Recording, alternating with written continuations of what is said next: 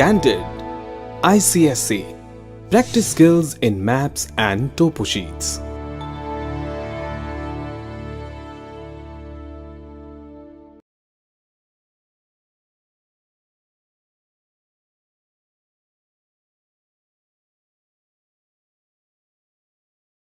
Contour interval.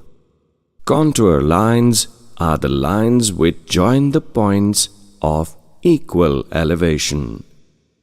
Generally, these are shown in brown color, and their pattern resembles to the shape of land. The value of a contour is written towards the ascending side, or on the contour themselves, such as 400, 200, 300, etc. Contour interval is a vertical height difference between two successive contour lines.